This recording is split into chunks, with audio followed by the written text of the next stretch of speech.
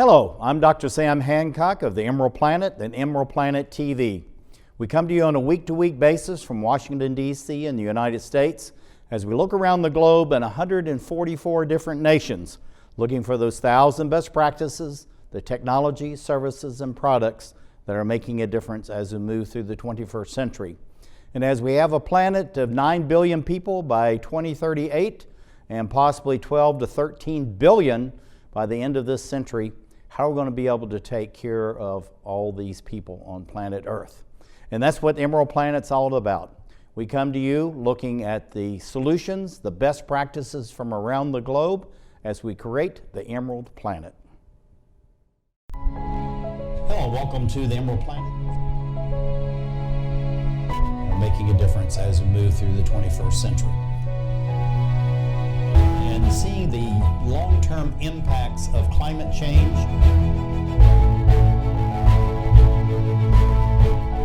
We're glad to have you. Thank you for being with us.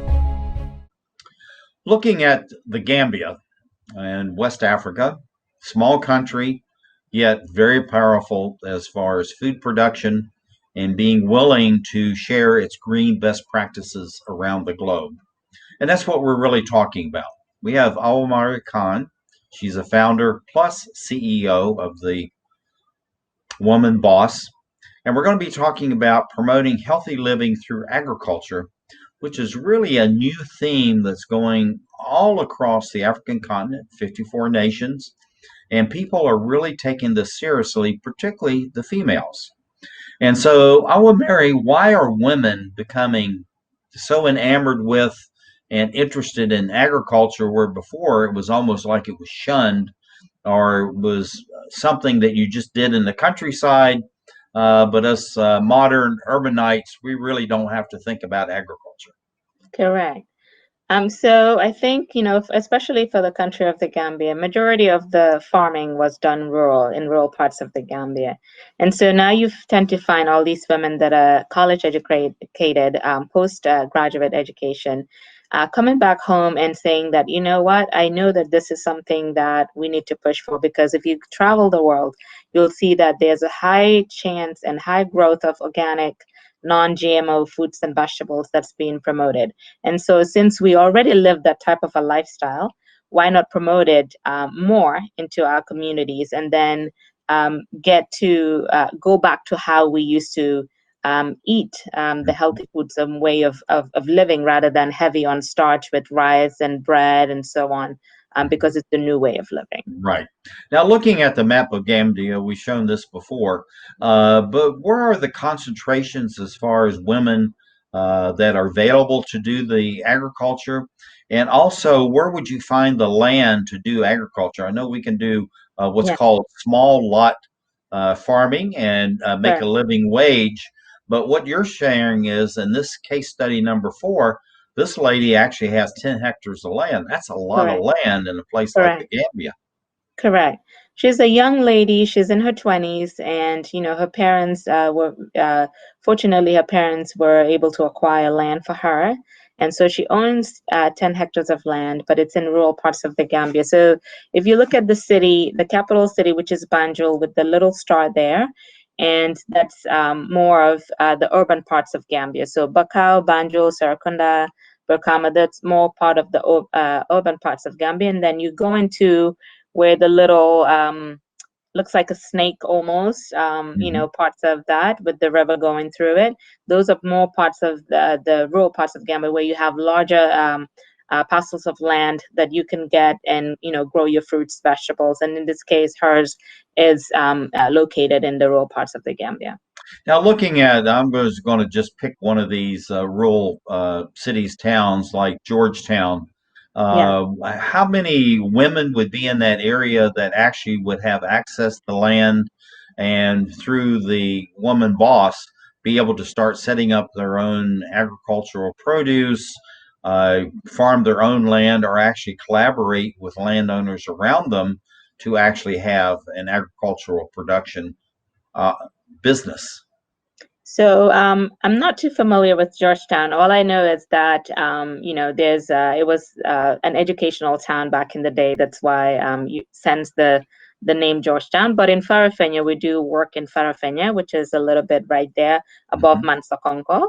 And in there, we help women entrepreneurs, injecting small amounts of capital where they can have access to seeds, diversified seeds, so they can have this small parcel of land where they can grow fruits and vegetables and creating access to market for them.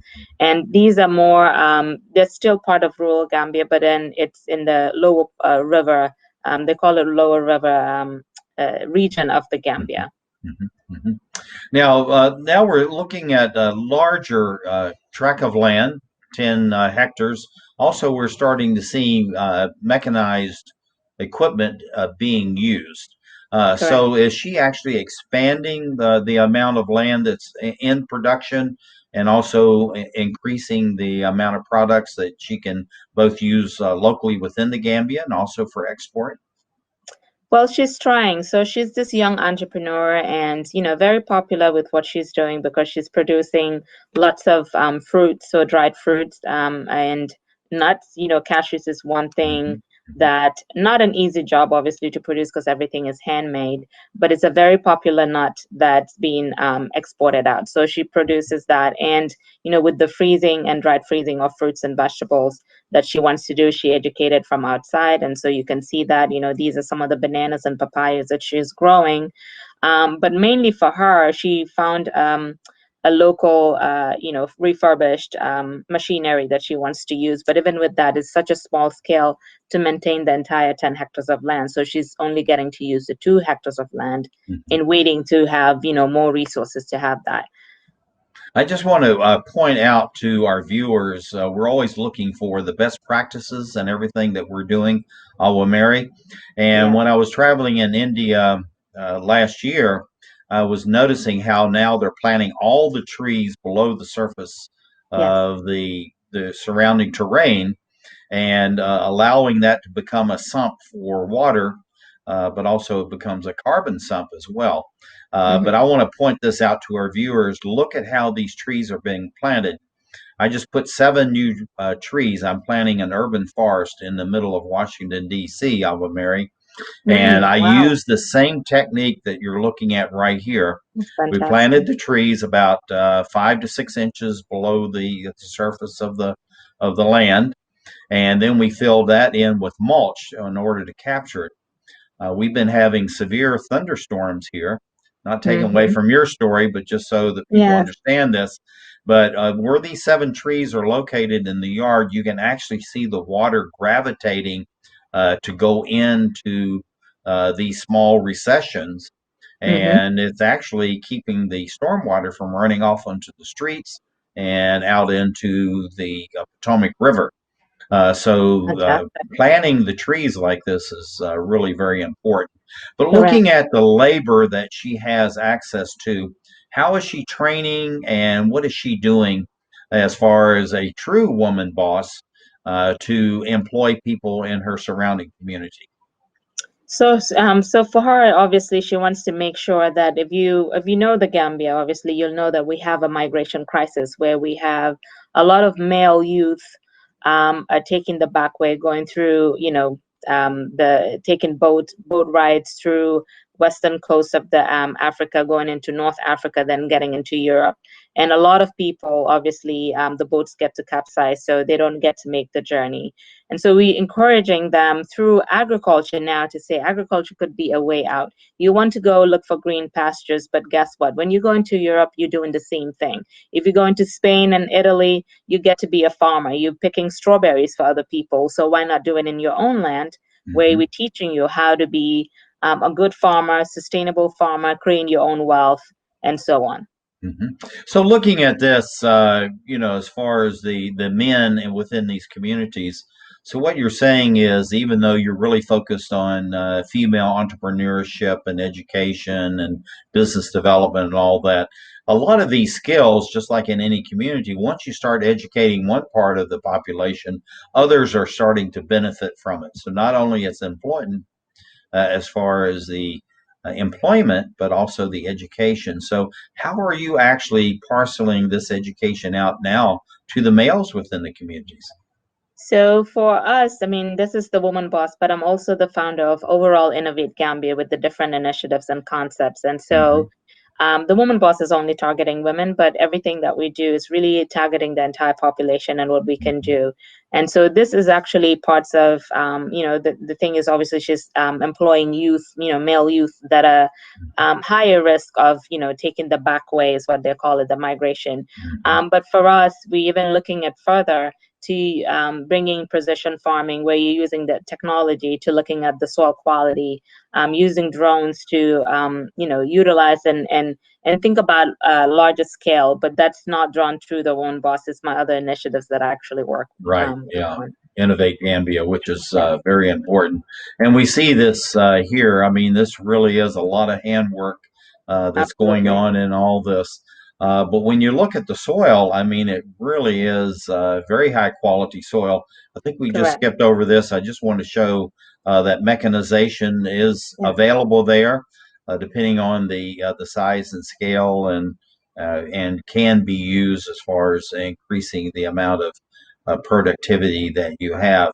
Looking at these plants and the way that she's actually farming, what are some of the green principles that she's using there to protect the soil, the water, and the air quality?